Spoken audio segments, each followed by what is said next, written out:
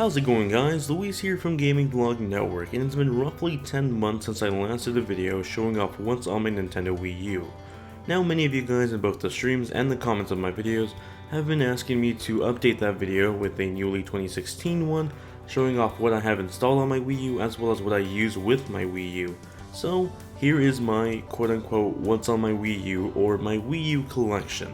So the Wii U I own is actually the original launch model Wii U, the 32GB black model, and as most would expect, the storage isn't really that sufficient, at least in 2016.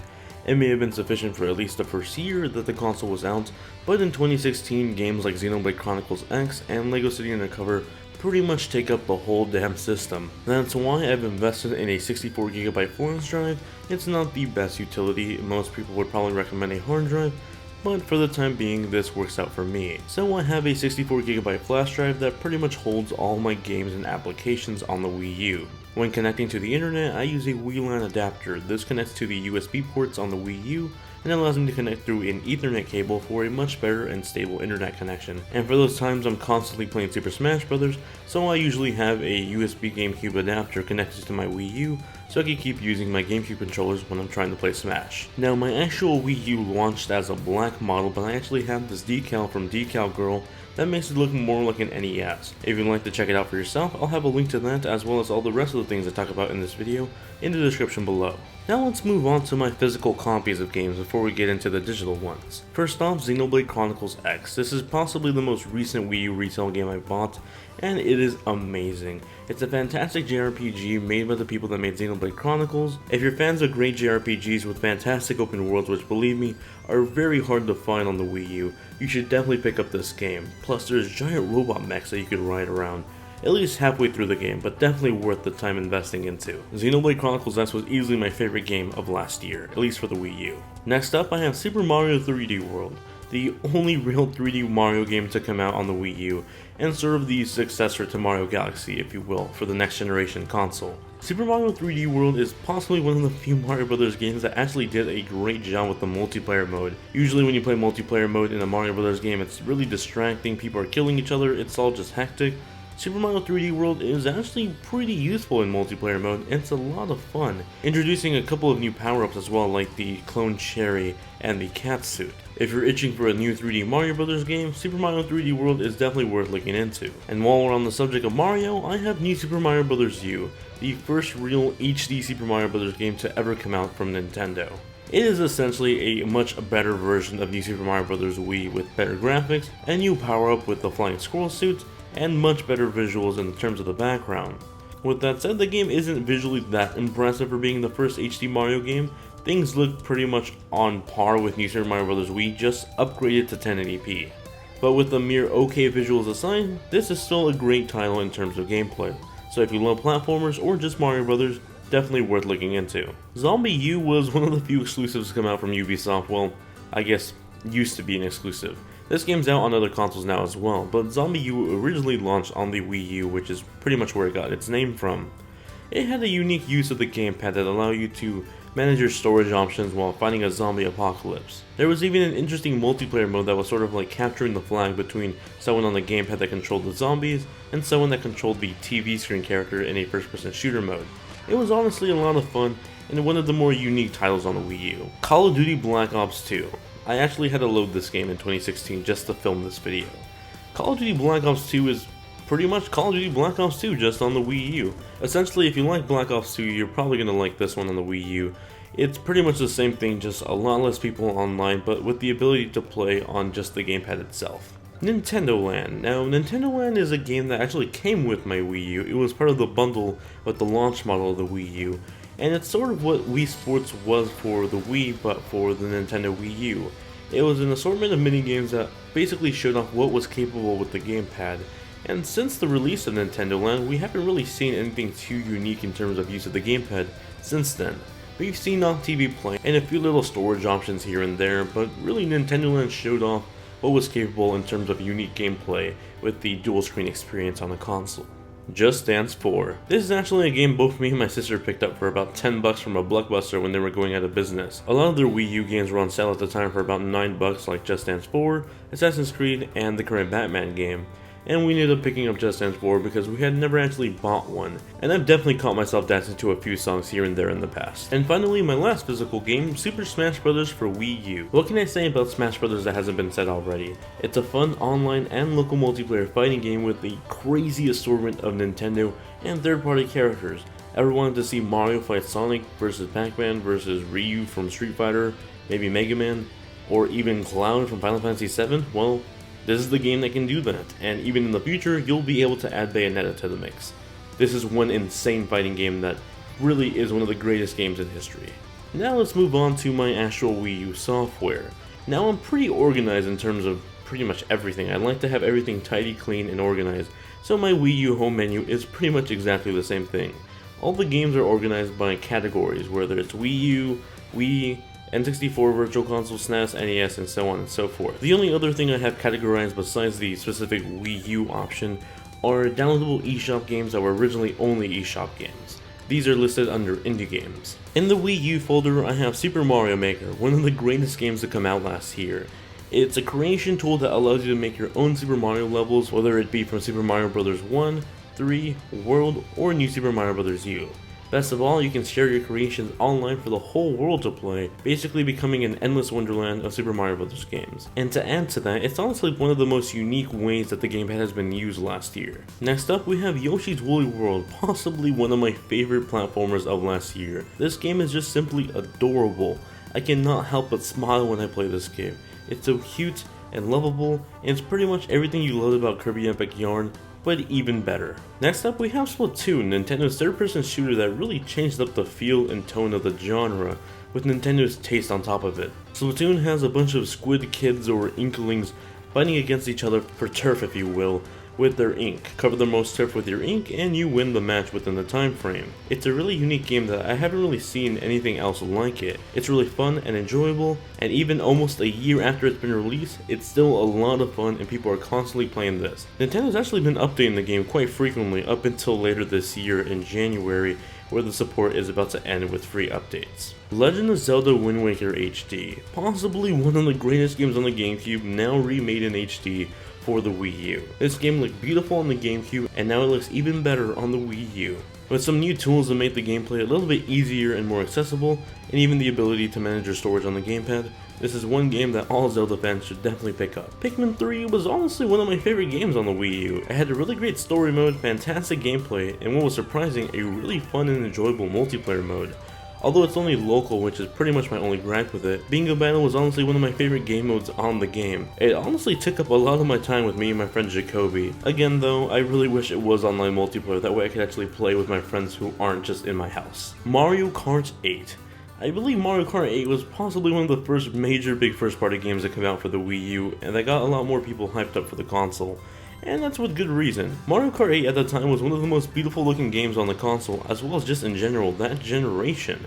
PlayStation 4 and Xbox One didn't really have that many great games out at the time, and Mario Kart 8 showed that even though the Wii U was underpowered compared to the rest, it really had the potential to show off some really great titles. Besides the beautiful visuals, new additions to the gameplay like the anti-gravity sections and tracks made the whole game feel completely new. Plus, this was the first game where you could actually play as the villager for Animal Crossing or Link from The Legend of Zelda.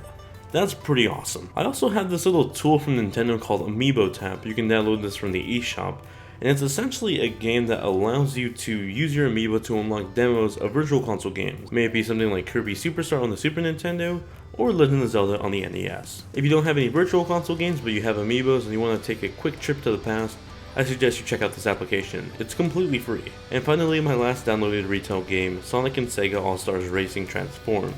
This game was pretty much the Mario Kart before Mario Kart came out. It was a really fun game from Sega that was essentially Sonic Kart, if you will, with a bunch of different Sega characters and even other great non-Sega characters like Wreck-It Ralph from the movie Wreck-It Ralph. Frame rate wasn't the best, but the visual presentation was really beautiful. Again, it was a great substitution for Mario Kart when it wasn't out yet. Now let's move over to our indie game titles, or our downloadable only titles. Now a lot of these games were given to me as part of the Nintendo Indie Bundle or the Nintendo Humble Bundle, and honestly a lot of them I have not played yet. I just have them downloaded on my console, but I've never actually tried them out because I've just been really busy with school and YouTube. SteamWorld Dig was one of those games, and I actually did play this one and I really enjoyed myself. I actually have this one on the 3DS as well. And it's sort of like a puzzle platformer where you have to dig through the underground to find different collectibles and solve puzzles. Stealthing 2, a Game of Clones, is a fun interactive puzzle platformer game where you play as a secret agent trying to escape these puzzles. It's a really fun game for those of you that like to get under the pressure of timed platformers in terms of puzzles trying to escape a route of some sort. Imagine something like Super Meat Boy, just a lot more calm. Shovel Knight is an indie game homage to the classic NES era, with games like The Legend of Zelda 2, Mega Man, and DuckTales. Shovel Knight combines all these classic NES gameplay eras into one single game for the modern gamers that grew up in the past. Besides the Wii U, you can actually pick this up on pretty much any other console right now, even the handhelds, but the Wii U version allows you to use an exclusive Shovel Knight amiibo to unlock the exclusive co-op mode only on the Wii U. Fast Racing Neo is essentially the modern F-Zero game that never came out on the Wii U from Nintendo, but it finally did come out from another developer. The game is a futuristic, fast-paced racing game that'll have you yelling at the TV screen by how challenging and difficult it is, just like an F-Zero game. Kung Fu Rabbit is a simple platformer that was sent to me for review a long time ago. It was actually a mobile game that came to consoles later on in the future. Bit Trip Runner 2 was another game that was part of that Nintendo Humble Bundle that I never really played on the Wii U, but I did play on other consoles. It's a fun little sort of endless runner, although it's not really endless, but you're continuously running trying to collect different notes, as well as avoid different enemies to survive. Little Inferno is an indie game that I think went under the radar with a lot of Wii U owners. A lot of Wii U owners look at this game and think, wow, all you just do is burn stuff. And yeah, that's sort of true, but there's a lot of puzzle mechanics to it, and there's actually a very interesting story behind this whole gameplay that I don't really want to talk about just because I'd spoil the story. But trust me, there's more than meets the eye with this game. Mighty Switch Force was a very fun 3DS game that got remastered for the Wii U with HD graphics and completely drawn sprite animation. Simply put, if you want a fun little puzzle platformer, you have to get this game. Whether you have a Wii U or a 3DS, this is a fun time on either one, and one of my favorite games on both of the platforms. Nano Assault Neo is a twin-stick shooter that, for the most part, at the beginning of the life of the Wii U, was one of the most beautiful looking games on the system. It's essentially Super Stardust, but for the Wii U. Now continuing on with my indie list, I have more games like Sports Ball, Ollie Ollie, The Fall, Underground that were all given to me by developers that I really just never played the game, they were just giving to me to stream, or just part of the Nintendo Humble Bundle, so these games I've never really played before, I just have them installed. Guacamelee Super Turbo Championship Edition, on the other hand, is honestly an amazing platformer game that's been on a lot of multiple platforms, but this game in general is a very fun time. There's so many references in this game that I can guarantee you'll at least laugh once in this game. Plus you're a guy dressed as a wrestler trying to defeat a skeleton to save your girlfriend. That sounds amazing, doesn't it? Now since we're talking about amazing, let's talk about something that's not amazing. Cube Life Island Survival. A terrible knockoff Minecraft clone that just is not worth the time. But if you want to see my full review of it, click that little I button at the corner of your screen. DuckTales Remastered is essentially that, a HD remaster of DuckTales on the NES. And finishing off the list of indie games, we have Trine 2, one of the most beautiful looking games on the Wii U. Chasing Aurora was a very unique experience. It's like a bunch of birds playing tag. It's essentially that, really. Puddle is a physics-based puzzle game that pretty much has you control a puddle with momentum, trying to get as much pieces of the puddle into a certain area. Tokitori 2 was of course the sequel to Tokitori. It still has the same puzzle mechanics you love about the series, but now on the Wii U with the much better visual style. In my Wii folder I have the built-in Wii emulator of the Wii U, but next to it I have the Metroid Prime trilogy, all three Metroid Prime games from the GameCube and the Wii, all in one single package for the Wii U.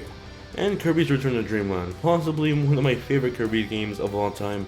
I'm a big fan of the series and I never actually bought this game on the Wii U when it was out, so this digital $10 version was really awesome to get. Moving into my N64 folder, we actually have my favorite Kirby game of all time, Kirby 64 and the Crystal Shards. I have so many memories of me playing the story mode and then all the minigames with my friends and family. I could honestly never get enough of this game. And then we have one of the greatest RPGs of all time, Paper Mario for the N64, and by that one of the best 3D platformers of all time, Super Mario 64. Moving into my NES folder, we have a bunch of classic Nintendo games. Super Mario Bros. 1 through 3, the great trilogy of Mario Bros. Games. Kirby's Adventure, the game that pretty much started it all on Kirby with the console. Pac-Man, a classic game that everyone should have. If you know who Little Mac is in Super Smash Bros., this is pretty much where he comes from. A very fun game, but sadly this isn't the Mike Tyson version, this is just the default Punch-Out game. Then we have a duo of Donkey Kong games, Donkey Kong Jr. and Donkey Kong the original game. Balloon Fight, a fun classic NES game created by the late Satoru Iwata. May he rest in peace. And then we have the rest of my NES collection with very famous classic NES games like Metroid, Kid Icarus, Excitebike, and the puzzle game Yoshi. My Super Nintendo collection isn't as great as my NES collection in terms of size, but we do have some really fantastic games like Earthbound, from what I hear, a fantastic RPG. I've never actually finished playing the game, I'm actually in the middle of it right now, but from what I hear, it's pretty great, and I'm enjoying it so far. Super Mario Kart, honestly my least favorite Mario Kart game because I'm just so bad at these games. It's there, and it exists, but personally not really my favorite one in the series. Super Metroid, honestly my favorite Metroid game of all time. I love the Prime series, but Super Metroid pretty much defined the series for me as a child. Kirby Superstar, my second favorite Kirby game of all time next to Kirby 64. It was just a bunch of compilations of mini games or mini Kirby games, but honestly was a ton of fun and I could replay the game entirely over and over again. Super Mario World, my second favorite Super Mario Bros. Game next to Super Mario Bros. 3. It was beautiful, the music was fantastic, and we got Yoshi with it. And then of course we have F-Zero, a really awesome fun game, but honestly a pain in the butt for people like me that just suck at racing games. And then finally Street Fighter 2. I'm not really into fighting games, but Street Fighter 2 was pretty much the big Street Fighter game that started off the classic era of fighting games. Moving on to my GBA folder, I literally only have one game, and that's Metroid Zero Mission. Again, very much like Super Metroid, so I had to purchase it. A great Metroid game. Now moving on beyond my game folders, we have my video streaming folder. This basically holds all my media streaming applications like Crunchyroll for my anime fixes. I love Toradora and Pet Girl or Yemo. Currently I'm watching Erased and Mirrored Colors Phantom World, two really great animes so far. I also have Amazon Instant Video for my Amazon Prime account, YouTube for watching my subscriptions, and Netflix for binge watching all the original shows. Oh, and the Wii U chat application, which actually I've been using a lot more recently with my live streams. I love video calling all the people in the chat, it's a lot of fun. Finally, we have my other folder, which is pretty much like my junk folder. Here I have the Mii Maker, the information, the health services, and the activity section. It's pretty much a folder I never really open. And lastly, the system settings application, which is where I go constantly to either change my internet connection for Wi-Fi to LAN, depending on where I am in the house. And that's pretty much my entire Wii U collection, everything from my physical copies of games to my digital copies and pretty much everything I use with my Wii U. And that's pretty much my entire Wii U collection, or what's on my Wii U. I hope you guys really enjoyed this video, and if you did, please let me know by smashing that like button and sharing it with your friends on Facebook, Twitter, or Reddit if you'd like. If you'd like to keep up to date with me off of YouTube, you can check out my social network links in the description below for Twitter, Facebook, Instagram, or if you want to see more behind the scenes stuff or vlogs, you can check out my Snapchat. Thank you all very much for watching this video and being some awesome viewers, and I'll catch you all in the next one. Later.